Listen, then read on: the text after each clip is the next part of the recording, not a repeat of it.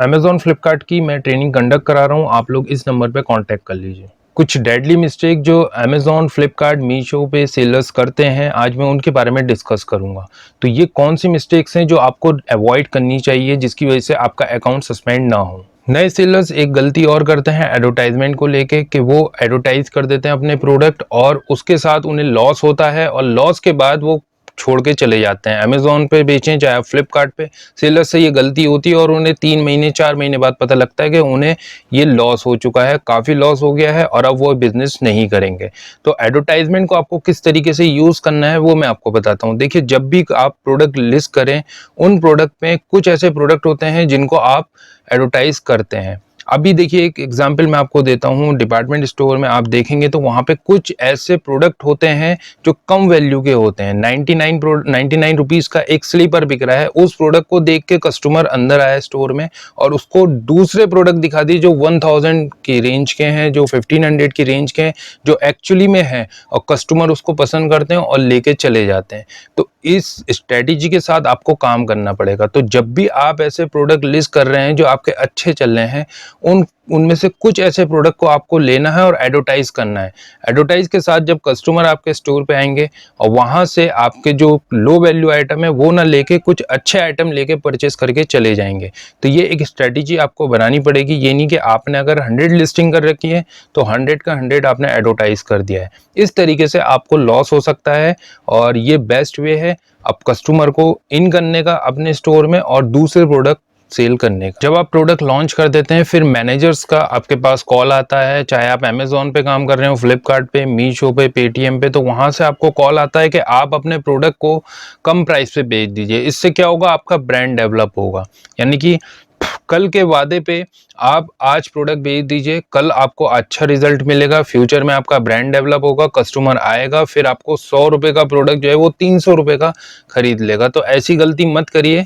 Customer हमेशा deal check करते हैं ऑनलाइन में आकर और जहां पे बेस्ट डील मिलती है वहां से प्रोडक्ट ले जाते हैं। तो कस्टमर की साइकोलॉजी ये रहती है। इसके अलावा हम अभी आपको उन्होंने मैनेजर ने बोला कि आप 100-200 का प्रोडक्ट 100 रुपए में बेच दीजिए। अब आपका नंबर खत्म, आपसे 100 प्रोडक्ट बिकवा दें, सपोज 1000 प्रोडक्ट आपने बेच लिए।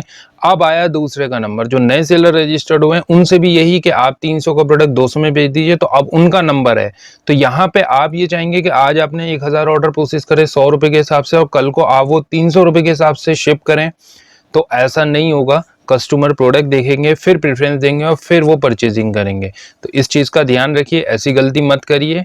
ब्रांडिंग डेवलप करिए मगर अपने हिसाब से, अपने आप को लॉस ना हो, इस तरीके से आप उसको डेवलप करें। एक और मिस्टेक करते हैं वो है बेस्ट सेलिंग प्रोडक्ट को देख के उस जैसा प्रोडक्ट लाना। देखिए, आप एक प्रोडक्ट को देख रहे हैं जो ऑलरेडी डेवलप हो चुका है, काफ़ी टाइम से अमेज़ॉन पे बिक रहा है, एक ब्रांड के नाम से बिक रहा है। इसके अलावा उस पर रेटिंग, रिव्यू सब कुछ है। यानी कि जो उसके रूट्स हैं वो ऑलरेडी डेवलप हो चुकी हैं और वो स्टेबल ब्रांड है। अब उस जैसा प्रोडक्ट आप ला के और लॉन्च करते हैं कम प्राइस में, यानी कि 100-150 रुपये उसमें कम किया आपने, और आप चाहते हैं कि वो कस्टमर लेना शुरू कर दें। तो कैसे ले लेंगे? आप खुद नहीं लेंगे, क्योंकि यहाँ पे आप देखेंगे कि प्रोडक्ट अच्छा है, ब्रांड डेवलप्ड है, उसके रेटिंग, रिव्यूज़ हैं, तो एक नए सेलर से आप कैसे ले लेंगे? तो ये गलती करते हैं सेलर्स के, टूल यूज़ करते हैं और उसकी वजह से जो बेस्ट सेलिंग प्रोडक्ट होते हैं उस जैसे प्रोडक्ट लाके लॉन्च कर देते हैं। तो ऐसा मत करिए। ऐसा नहीं है कि आप बेस्ट सेलिंग प्रोडक्ट बेचना शुरू कर देंगे तो आपके भी ऑर्डर्स आना शुरू हो जाएंगे। तो इस चक्कर में मत पड़िए, अपने खुद के प्रोडक्ट लाइए और सेल करिए। फेक रिव्यूज और रेटिंग के चक्कर में आप ना पड़े। होता क्या है कि जब आपका प्रोडक्ट लॉन्च करते हैं तो वहां पे आपको फेक रिव्यूज के लिए कुछ कॉल्स आती हैं कि हम आपको रिव्यूज करवाएंगे, कस्टमर को 100 रुपये आपको पे करना पड़ेगा और आपको अच्छी रेटिंग, रिव्यूज के साथ प्रोडक्ट आने लगेगा आपका ऊपर। अब जब फर्स्ट पेज, सेकंड पेज पे आपका प्रोडक्ट आने लगेगा तो नंबर ऑफ ऑर्डर्स आपके बढ़ जाएंगे। तो इस तरीके का लालच, इस तरीके के रिव्यूज, रेटिंग मत करवाइए, क्योंकि इसको लेके अमेज़ॉन काफ़ी स्ट्रिक्ट है। इसके अलावा फ्लिपकार्ट भी इस पे काफ़ी नज़र रखता है कि ये ऐसा कोई फेक रिव्यूज़ वगैरह तो नहीं हो रहे हैं या रेटिंग नहीं हो रहे हैं। कस्टमर को मैनिपुलेट करने की कोशिश मत करिए। ये होता है, आपको कॉल्स आती हैं, तो इस तरीके की जब भी कॉल आए आपको, आप उसको टोटली रिजेक्ट करिए और अपना जेन्युइनली प्रोडक्ट बेचिए। और रेटिंग, रिव्यूज आते हैं तो आपके लिए अच्छा है, आपका प्रोडक्ट ऑटोमेटिकली ऑर्गेनिकली ग्रो होगा।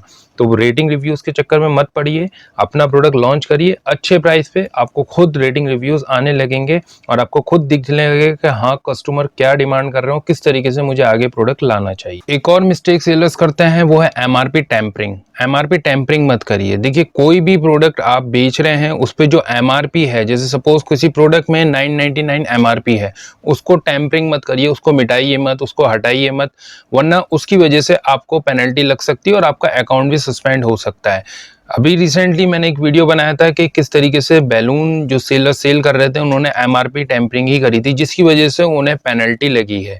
तो आप प्रोडक्ट कितना ही सस्ता बेच दीजिए, उसको 999 का एमआरपी है, आप उसको 700 में बेच दीजिए, 500 में, 100 में, वो आपका इशू है। लेकिन अकॉर्डिंग टू रूल्स के आप जो है गवर्नमेंट के नॉर्म्स को फॉलो करें। जो एमआरपी है प्रोडक्ट की लिखी होनी चाहिए और एमआरपी के साथ आप प्रोडक्ट भेजें। अगर उसमें टैंपरिंग करते हैं और कोई कंप्लेंट रेज होती है तो उस केस में आपको पेनल्टी पे करनी पड़ेगी, साथ में आपका अकाउंट भी सस्पेंड हो सकता है। क्योंकि यहाँ पे अमेज़न का मानना ये होता है कि आप जो है उनके कस्टमर के साथ फ्रॉड कर रहे हैं, तो ऐसा मत करिए।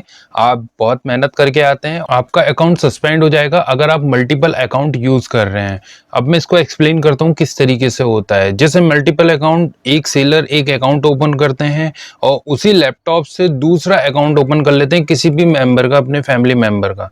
जैसे मेरा ये अकाउंट है, इस लैपटॉप से मैं हैंडल करता हूँ, इसका इंटरनेट कनेक्शन ये है, तो मेरा ये बिल्कुल सेपरेट है। दूसरा मेरा डेस्कटॉप में अकाउंट ओपन होता है, वो मेरे मदर के नाम से है, तीसरा मेरे फादर के नाम से। तो इस तरीके से मैंने मल्टीपल अकाउंट ओपन कर रखे हैं, लेकिन सबका अलग अलग इंटरनेट कनेक्शन और सबका अलग अलग एड्रेस है। अगर यही सिस्टम हम एक ही सिस्टम में सारे अकाउंट ओपन कर लेते हैं तो ये मल्टीपल अकाउंट काउंट हो जाता है।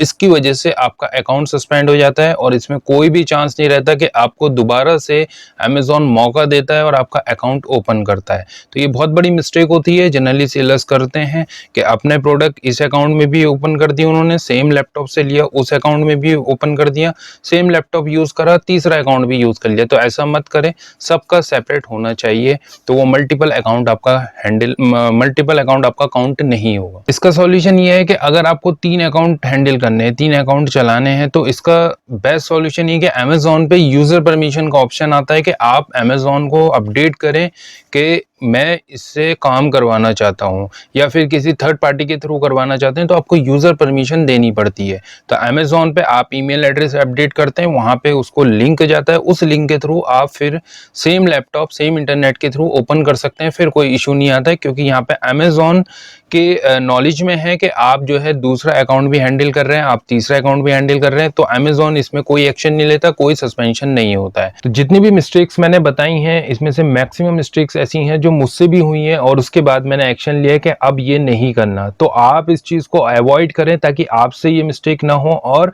आपका अकाउंट सस्पेंड ना हो।